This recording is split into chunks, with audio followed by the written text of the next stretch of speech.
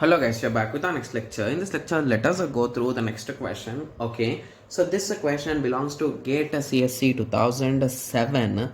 The given question is an operating system uses a shortest remaining time first processing scheduling algorithm. Consider the arrival times and all those things given in the question.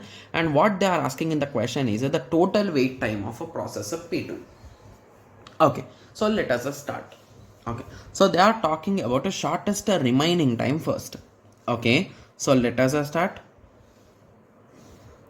Okay, so at 0th arrival time, so did anyone came inside, guys?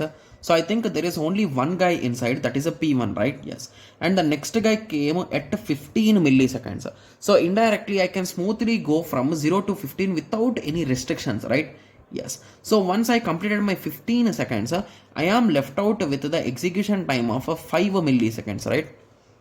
It's a somewhat visible, right? So it is, I have written 5 here, guys. Okay, yes, or let me write it here. Okay, yes, so I'm left out with 5 there. So at 15 millisecond 20, this guy P2 came, but his time is 25, but this time is less. So what I will do is, instead of giving him a chance, I will continue my process only, and this particular process completely done now, right?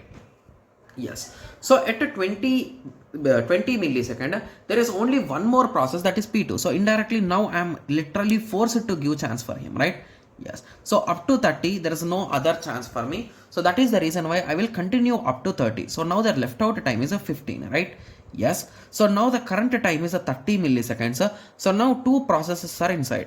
So one is with the 10 execution time and the other is with the 15. So what I will do, I will give this chance for this 10 guy, right? Yes, so now P3 will execute. Okay, so P3 will execute for the next 10 seconds, right? Yes, so by 40 this guy is done, but when you check at 40 millisecond, there is only one process inside now, so we will give that chance only.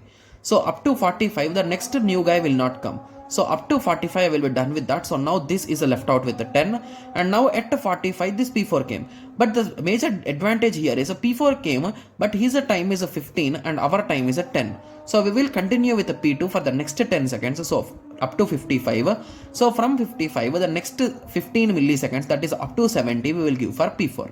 Okay, so in that question they are asking about waiting time, right? And they are asking specifically with respect to P2. So instead of solving the whole table and writing step by step, I will give you a small trick to solve it, guys.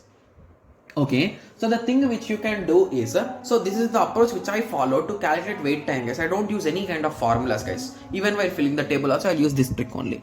So now P2, so we are in search of P2, guys. So come from the reverse order. So P2 is not there, P2 is here, P2 is here, P2 is here, right? Yes, so start striking them off wherever you find P2, guys. So basically after this there is no P2, right? So indirectly it's done here, right? Yes, so these things you strike off. Okay, so now you calculate the unstriked things. So here the total time is 20, here the total time is 10. Okay, yes, so the total time here is 30 milliseconds. It has been waited, but P2 did not come at the 0th millisecond, right? So P2 came at 15th millisecond. So 30 minus 15. So among these whole time, so this 15 at this in this initial 15 seconds, so P2 is not even existing. So we need to subtract it. So the final result is 15. Got it? Yes, so the answer will be B and the answer is 15. Got it?